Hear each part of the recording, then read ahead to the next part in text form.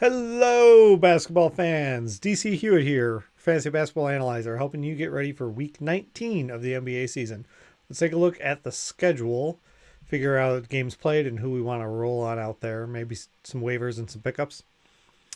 So for Week 19, most of the teams play 4 games, which means you can play most of your guys without too much worry. The exceptions being Chicago and San Antonio only have 2 games. I talked about it last week, saying try and make moves to pawn those guys off on your opponents if possible. So Chicago's got a pretty crappy schedule for the rest of the season, so nothing to be surprised there. But the Spurs, if you got anyone, you just got to sit them down. They're not going to work out this week. All right, let's go ahead and match up our games played with our strength of schedule. So take a look at things as we normally do. The way I measure strength of schedule is pace of play, defense. I'm using Hollinger's PER numbers. So average them out, gives us our top opponents to attack or avoid. So if we're looking at this, you can see it's kind of usual suspects right up at the top and bottom. Memphis and Golden State, Houston kind of dropped out. I know last week I highlighted them as like the middle ground because it was a shorter, weird week with the All-Star break. But I'm really focusing on the top and bottom teams if we're looking for any kind of swing impact besides purely minutes played. 4 games outweighs us. So if we apply that to the actual schedule and take a look here, bring it up so I can look at it as I talk through it. So you can see all the teams. Let's see, whose schedule did I really like that stood out? Miami's got a good schedule here. They got 4 games and they get both Cleveland and Minnesota. Lakers have a great schedule. They get to play New Orleans twice. Plus, they've got Golden State and Memphis in there. Golden State and Memphis have dropped out of those top teams that I rate that you want to attack. But that's, I'm not saying walk in the park as in they should win all those. Although they're the Lakers, they probably should win all those. But those should have some really good fantasy numbers. Those are teams that are playing up in pace and defense doesn't scare you. So that's pretty fun. So get your Lakers in there. Maybe that means there's a pickup of JaVale McGee if you need blocks or something.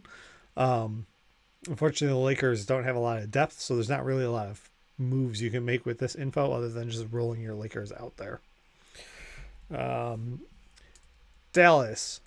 The Dallas schedule is pretty good. They get to play Minnesota twice. They got Spurs in Miami. Miami doesn't excite you, but with Dallas, maybe pick up. I'm kind of just mixing in the waiver here as we go through the schedule. Different little tactic here. But Seth Curry's available in a lot of leagues. Let's see. I didn't write down the percentage, but he should be available in at least half the leagues. He's been playing pretty well.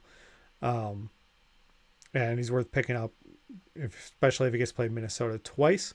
Nice thing about Seth Curry is you get points, threes, and a pretty high field goal percentage, especially for a guard. So here in the home stretch where you're trying, in the categories league in particular, you're focusing on trying to win these matchups, make sure you get in the playoffs or get the right seeding. Getting a guard who can help you in specific categories, or any player that can really help you in specific categories if that meshes with your team need, or specifically allows you to attack an opponent, that could work out well for you. I'm just looking on the monitor and noticing I forgot to turn on the internet. Not that you guys care about that, but some of you out there do. I know. All right. Philly's got a pretty good week here. They get to play Atlanta and Cleveland. The Knicks, just because they're not the fastest team, didn't rate, but you're also clearly not afraid of them. So I like all of those matchups for it. They get the Clippers at the end of the week. Nothing too exciting there. But and Orlando. I shouldn't cover my mouth before I talk. And Orlando's got a pretty good week. The plus matchups, they get Atlanta and Minnesota, but they also get Brooklyn and the Spurs. So these are all teams in the top half that you want to go after, and they got pretty good weeks. So if you're on the fence, these are all 4 teams with 4 games that really seem to have plus schedules that if you're looking at some of those ancillary pieces to try and roll on out there. Some pickups that might be worth talking about, even though they don't have the 4 games, but I was trying to pull together the waiver list and some guys that stood out. Well, Dwayne Dedman for Atlanta. Sounds like Capella's going to be out for a long time. Maybe I shouldn't say a long time, but as it feels like that we're learning more about that trade as Capella's injury is continuing. It makes a little more. It made sense anyway when Atlanta made the deal, but it stands out even more if he's going to be battling with this. So Dedmon's value goes up. This week isn't great. Philly, Orlando, you're not excited about those, but Brooklyn and Portland, you definitely are. In fact, I've highlighted on the grid. Saturday has a interesting matchup. Should be really good for DFS players. Portland versus Atlanta. So we're getting two weak defense, fast offenses that you can really attack, and they get to play each other. So there should be a lot of points there. So Dedmon's only 45% owned in Yahoo. He's worth looking and picking up, whether you want him for this week, which is an option, or just to hang on to and have him for the home run, a home stretch, I should say. Hopefully he's a home run. I also like Tice. Tice is available on 43% of leagues. Right now he's averaging 15 points, 10 rebounds, and 56% field goal percentage. He's getting like a half a block, half a steal over the last 2 weeks, so nothing crazy there.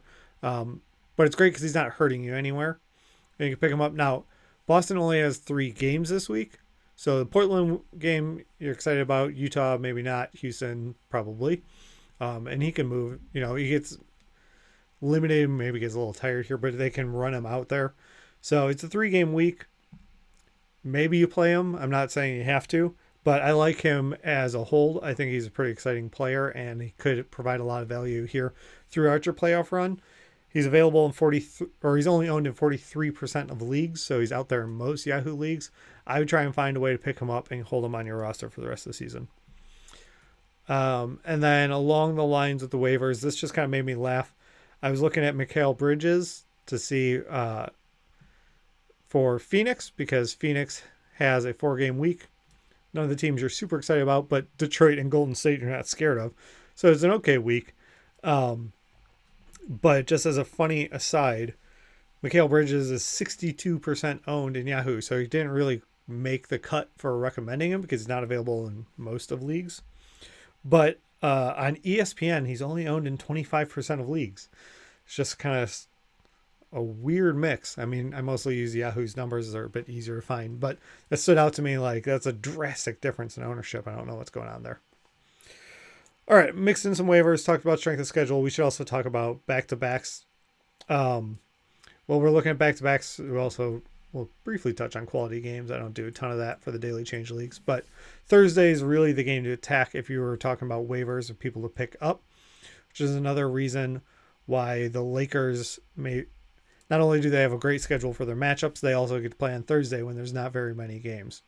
So go ahead and look at those teams that are playing on Thursday. If you're in a daily change league trying to get someone to attack, Golden State gets to play on Thursday, and they get the Saturday Sunday back-to-back, so they get the late in the week. Lakers are the same way, so that's nice. Orlando, Phoenix get to play that Friday Saturday late in the week back-to-back, so you can pick up some of these players, plug them in there for the end of the week, and kind of roll them out there. Also note